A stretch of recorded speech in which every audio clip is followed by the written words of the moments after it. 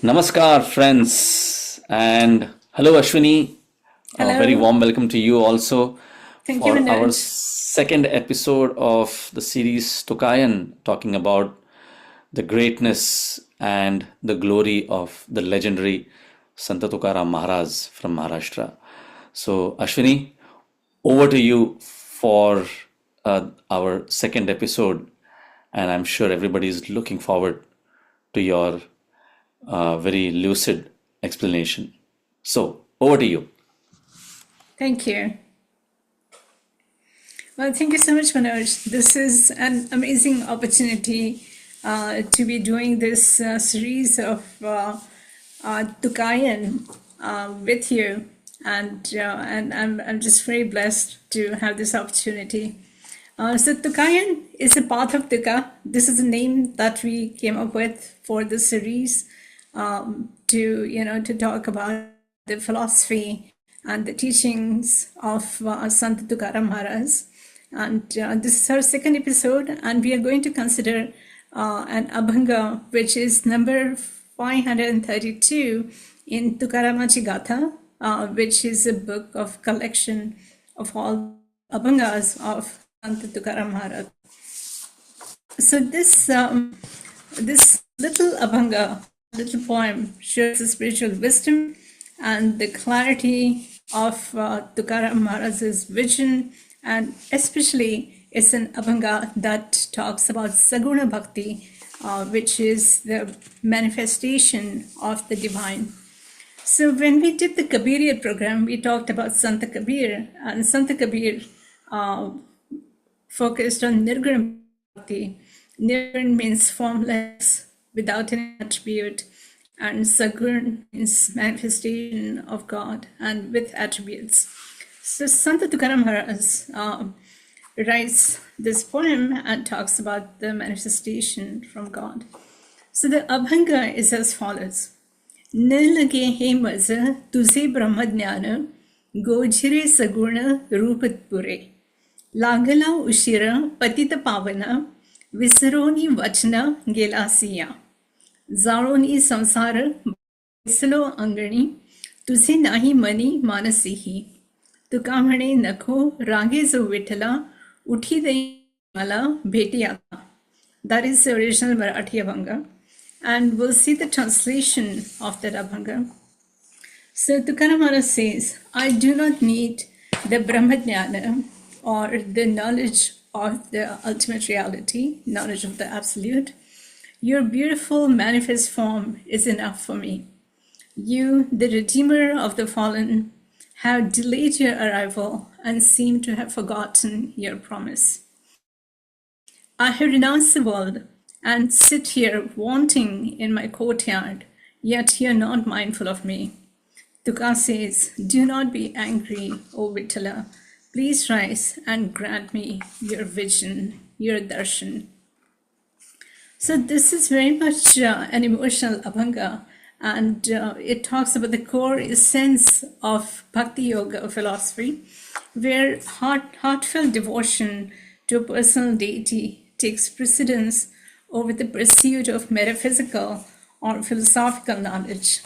So we have seen, for example, in the classical philosophy of Indian culture, where Vedas and Upanishads and the Bhagavad Gita, all of them discussed, the metaphysical side of the knowledge of the ultimate reality.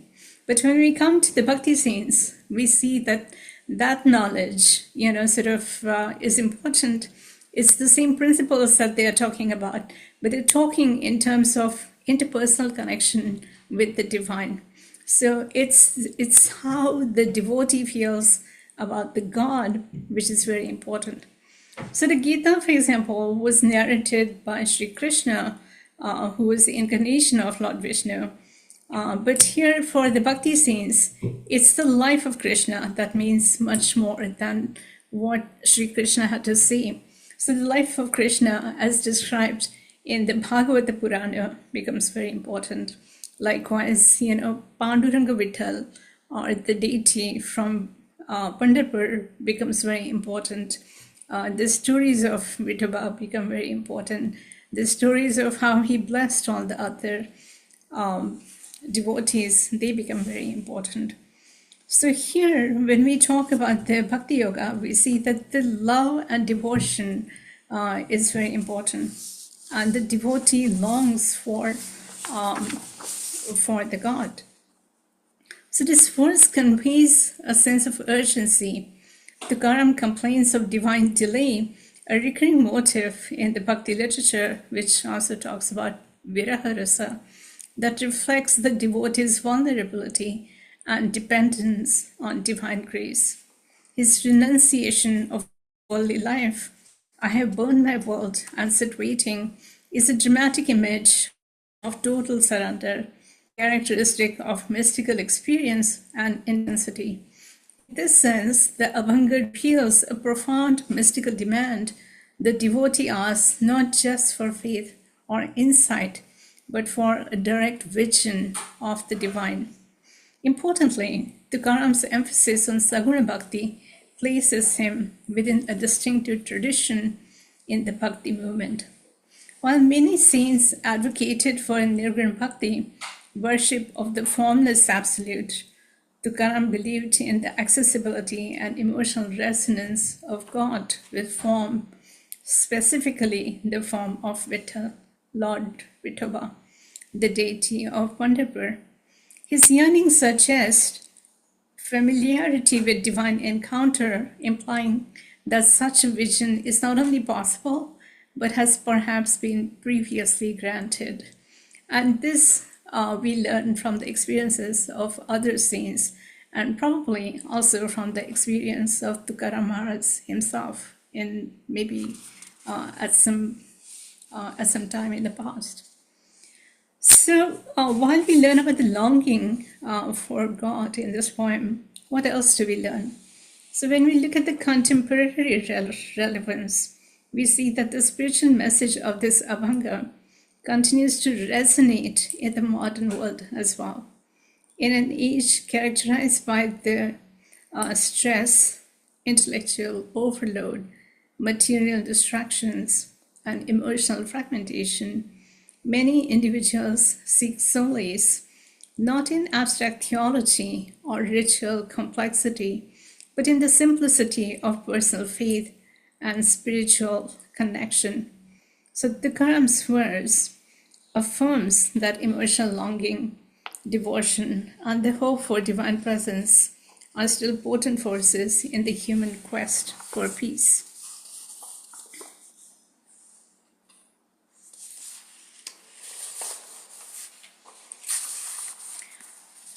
So there are many ways in which we can see how the abhanga remains relevant today. So many people seek emotional and spiritual solace rather than complex ritualistic practices or overly analytical understanding of human behavior. And in this world of stress and distractions, many people turn to personal faith and devotion as a source of inner peace. So this verse reflects the idea of spiritual fulfillment, which comes not just from knowledge, but from love, devotion, and direct experience of the divine. Now, the whole concept of mysticism revolves around the fact that the direct experience with the divine is possible. And in this case, in this sense, this poem is very mystical, and it also talks about the mystical experiences of Tukaram Maharaj. So the verse offers a framework for understanding inner peace through the dual cultivation of personal relationships and spiritual surrender. So just as classical Indian prayers sought material blessings through divine intervention, like, for example, in Rigveda, we have prayers for God Varuna to give us rain, or for God of Vayu to give us pleasant breeze. So likewise, Bhakti poetry encourages the internalization of divine presence as a source of strength and serenity. Tukaram Maharaj's poetry bridges the horizontal and vertical axis of spiritual life, human connection, and divine devotion, leading us to a stable inner foundation. So this is what keeps us grounded, and this is what helps us, stay strong in this world, in the modern times. So, in conclusion, one can see that this particular abhanga stands as a vivid expression of the central tenets of Sant Tukaram's spiritual philosophy. It illustrates the emotional intensity of bhakti, the accessibility of the divine through Saguna worship, and the enduring power of devotional poetry to transcend time. Through its lyrical beauty and theological depth, the abhanga not only reveals the devotional heart of Sant Tukaram Maharaj, but also offers timeless insight into the nature of faith, longing, and divine encounter. So that is basically what I would like to say about this poem. And it's a very beautiful poem in Marathi. And we are very lucky that Manoj Govindraj is going to sing this poem, and he's put this to tune, and I'm very much looking forward to having this beautiful experience of listening to his singing this devotional words. Yes, Ashwini, thank you so much for that explanation. Very crisp and still very insightful. And as always with her explanations, sometimes you may feel that all these things are way beyond our comprehension or way beyond our expectation that we could achieve. But believe me, all these are very, very simple things, right? And if we put this into practice, it'll just elevate and enlighten our lives in a big way. So I really request all of you to listen to Ashwini's explanations and see how much you can get inspired by those and implement some of those in your daily life routine. So this abhanga, lage maja, tuze brahmadnyana, based on rag Mangal Bhairav with a slight touch of a rag Ahir Bhairav and rag Parmeshwari, right? So these three rags. Beautiful. But the main rag is rag Mangal Bhairav. And with your permission, Ashwini, I would like to start this abhang. Yes, please. Sure. I'll be muted.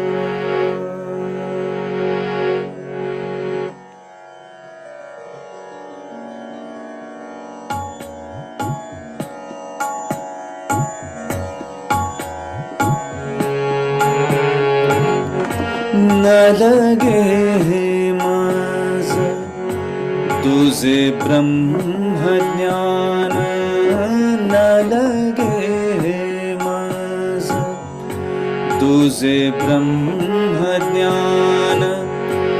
गोजिरे सगुण रूप पुरे गोजिरे सगुण रूप पुरे गोजिरे सगुण रूप पुरे न लगे मज तुझे ब्रह्मज्ञान न लगे मज तुझे ब्रह्मज्ञान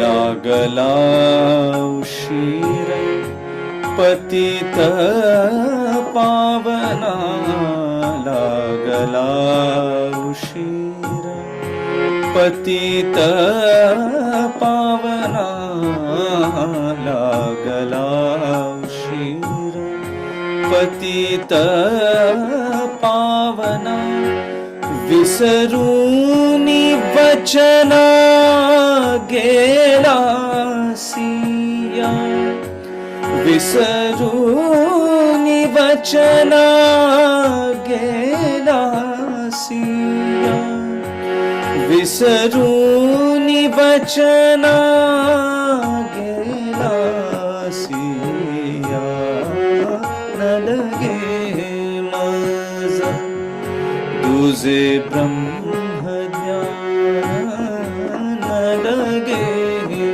मज तुझे ब्रह्मज्ञान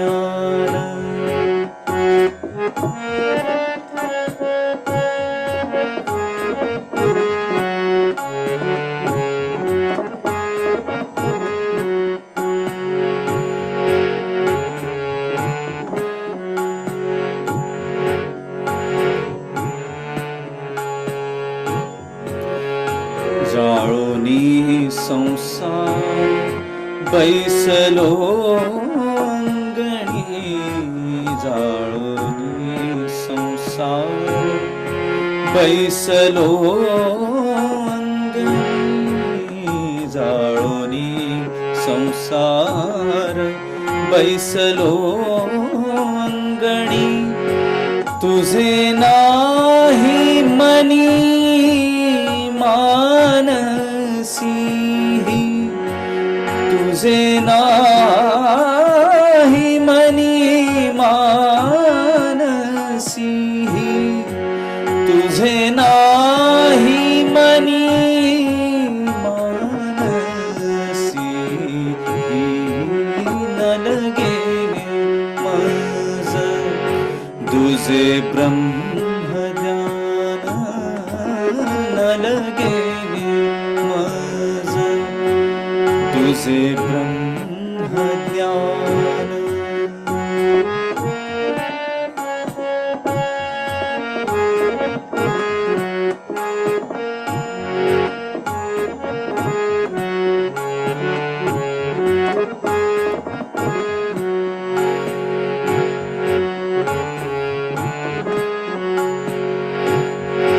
तुका म्हणे नको रागे जो विठ्ठला तुका म्हणे नको रागे जो विठ्ठला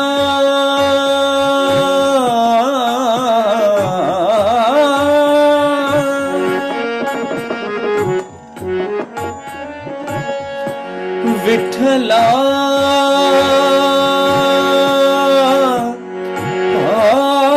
पांडुरंगा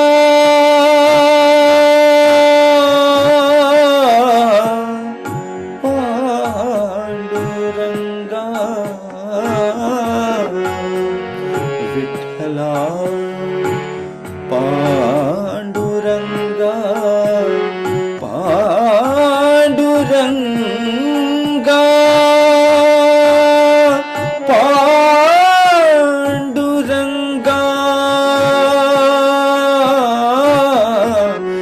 तुका म्हणे नको रागे जो विठ्ठला तुका म्हणे नको रागे जो विठ्ठला उठी देई मला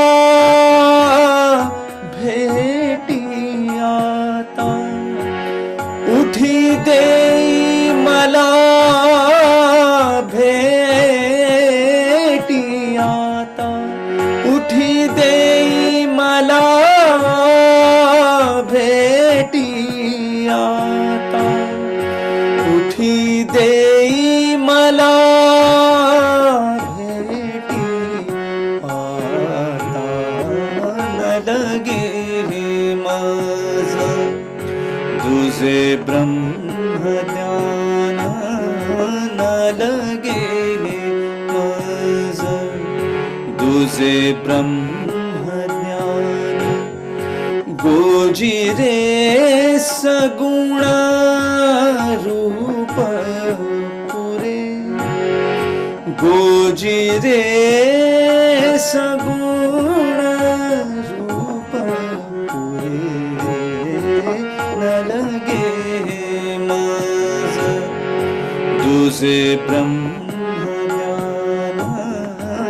न लगे माझ तुझे ब्रह्मज्ञान न लगे माझ न लगे माझ न लगे माझ तुझे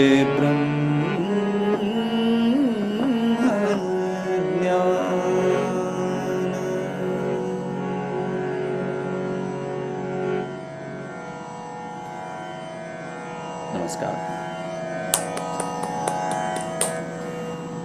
अतिशय सुंदर भक्ती रसाचा अनुभव आला.